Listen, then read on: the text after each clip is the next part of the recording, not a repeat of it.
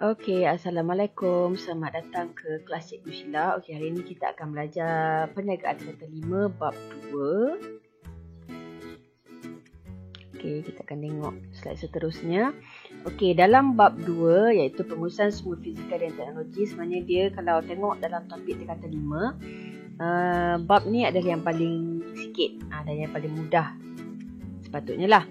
Okey, sebab dalam ini, untuk hari ini saya akan terangkan tentang tujuan mengurus sumber fizikal. Okey, bila sebut tujuan mengurus sumber fizikal dan kepala awak kena ingat apa sumber fizikal ada dalam tu.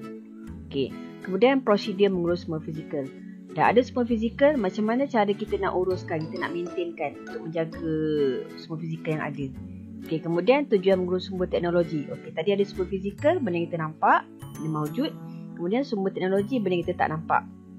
Okey, kena tahu apa dia sumber teknologi. Kemudian sama juga macam fizikal tadi, bila kita dah tahu tujuan mengurus, kita kena tahu macam mana ataupun prosedur macam mana untuk menguruskan sumber teknologi yang tersebut. Okey, yang ini adalah sumber fizikal. Okey, awak tengok. Okey, tujuan mengurus sumber fizikal. Okey, kita ada dekat sini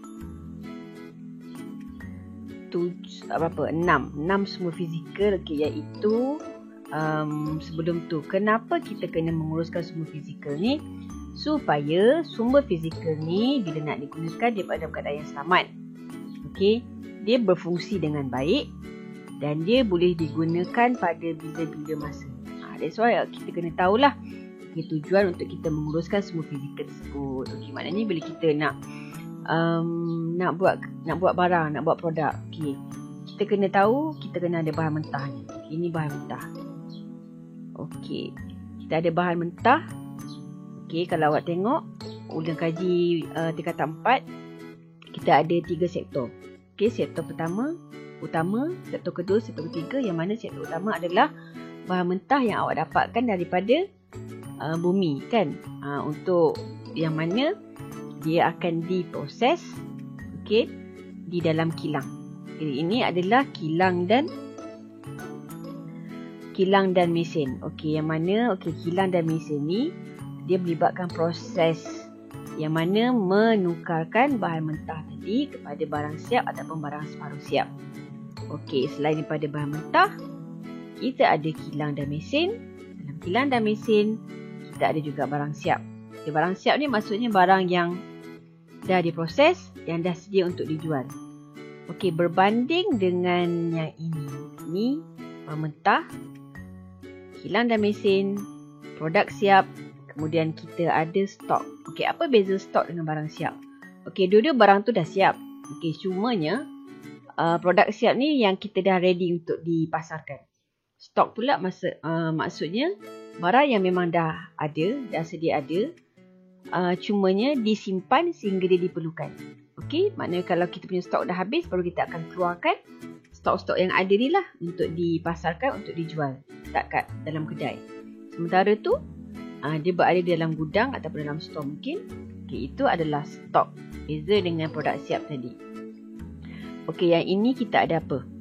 Okey, tengok bangunan-bangunan tu, itu bangunan dan kemudahan. Okey, yang mana jika kita nak berniaga, contoh kalau kereta tadi, kita perlukan satu tempat untuk showroom, kita perlukan satu tempat untuk bermesyuarat, satu tempat untuk berurusan. Itu adalah bangunan dan kemudahan. Kemudian last sekali, yang ini awak nampak macam bentuk-bentuk komputer ni, yang itu adalah peralatan teknologi maklumat dan komunikasi, yang mana semua-semua ni adalah termasuk dalam sumber fizikal.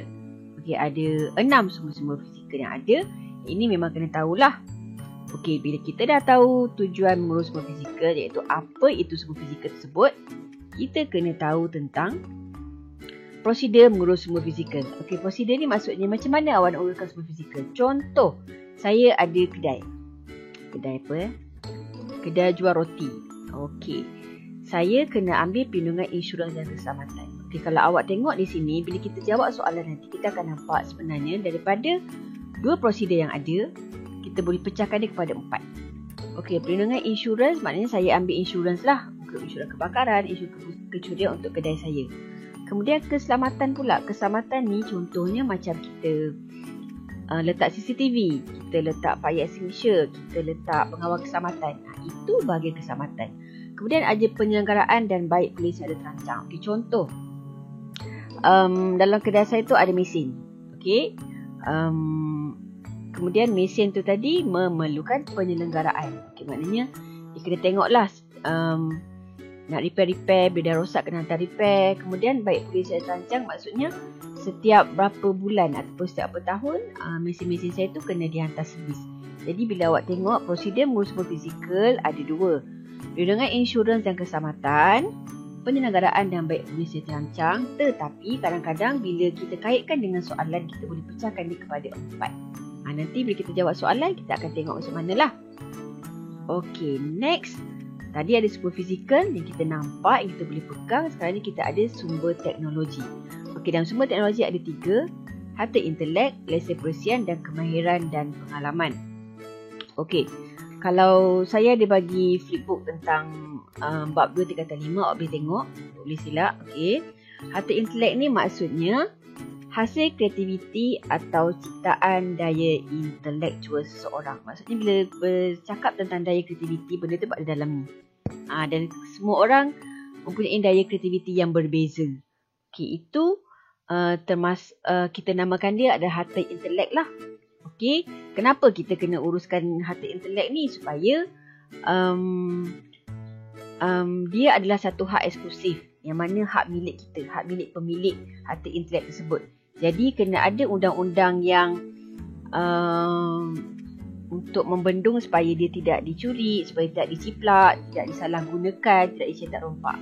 Itu harta intelek. Okey, lesen perisian pula. Lesen perisian merupakan satu perjanjian bertulis antara pemilik dengan pengguna perisian. Okey, paling mudah bila kita beli komputer, kita ada Microsoft dalam tu.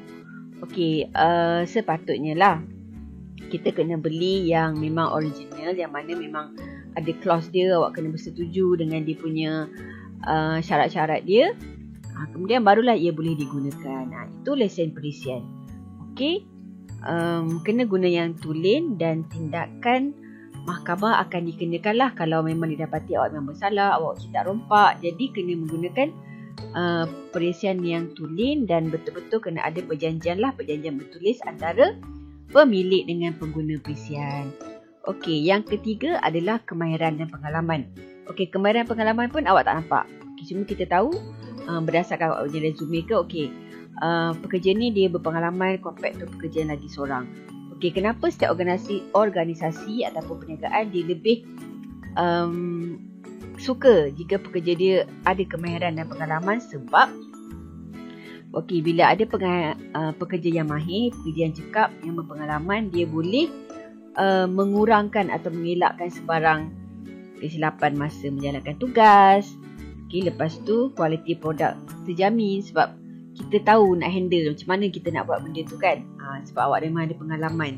Kemudian bila semuanya okey, sumber-sumber faktor-faktor ni akan membuatkan produktiviti perniagaan meningkat dan juga mengelakkan pembaziran tenaga kerja.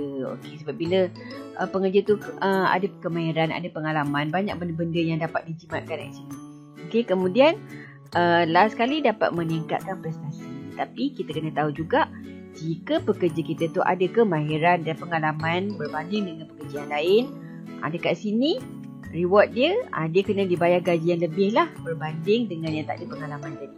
Okey, bila kita dah tahu sumber teknologi, kita tahu juga dia punya prosedur. Apa maksud prosedur? Ingat balik prosedur maksudnya cara-cara untuk awak menguruskan sumber tersebut. Sekarang kita tengah bercakap tentang sumber teknologi. Okey, mengurus sumber teknologi ada dua sahaja. Kita ada pengurusan paten dengan pengurusan hak cipta terpelihara. Okey, apa maksud paten? Okey, paten maksudnya hak eksklusif yang diberikan, dianugerahkan oleh undang-undang kepada sesuatu reka cipta.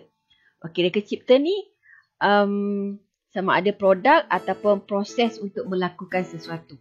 Okey, tetapi pengurusan paten ni dia dilindungi bawah Akta Paten 1983. Okey, dan Peraturan Paten 1986. Okey, kemudian kenapa kita kena lindungi menggunakan pengurusan patent ni. Okey, bila kita nak cakap kita nak patentkan sesuatu produk tu, dia mestilah satu reka cipta yang belum dizahirkan. Maksudnya belum wujud. Okey, awak dah terfikir nak buat macam ni, patentkan terus. Maksudnya belum ada orang dah buat benda yang sama. Belum nampak lagi bendanya, belum dizahirkan. Okey, kemudian melibatkan langkah-langkah yang mana reka cipta itu tidak ketara oleh seseorang. Okay, maksudnya dia ada step-step dia. Dan lagi satu, dapat digunakan dalam mana-mana industri. Tak naklah kita patentkan satu produk yang mana benda tu useless. Tak boleh lah. Okey, kemudian kepentingan dia, kenapa kita kena patent? Kenapa kita kena ambil patent ni? Satu, untuk mengelakkan reka cipta tu dieksploitasikan. Okey. Untuk menyerahkan hak atau pindah milik. Maksudnya okey, tahulah produk tu siapa yang punya, siapa yang akan hasilkan dia. Kemudian untuk membuat kontrak lesen. Okey, berbanding dengan pengurusan hak cipta terpelihara, dia lebih kepada yang nampak. Okey, yang telah dizahirkan. Okey, dia dilindungi di bawah Akta Hak Cipta 1987. Okey, melindungi hak cipta yang mana diberikan kepada ekspresi idea yang telah direkodkan ataupun yang telah dijadikan bahan dizahirkan. Maknanya dah nampak, dah dikeluarkan. Contoh, karya sastra, karya muzik, karya seni, filem, rakaman bunyi, siaran, karya terbitan, buku ke novel ke macam itulah. Maksudnya kita dah nampak, dah dizahirkan. Okey, hak cipta terpelihara ni dia adalah hak eksklusif yang diberikan undang-undang kepada pencipta karya untuk mengawal penggunaan mereka dalam tempoh masa yang tertentu. Contoh, saya buat buku. Okey, kita dah nampak lah buku tu dah dikeluarkan, dah dihasilkan. Saya kena ambil dapatkan hak cipta terpelihara bahawa itu adalah buku saya. Maksudnya orang lain tak boleh menggunakan dia sewenang-wenangnya.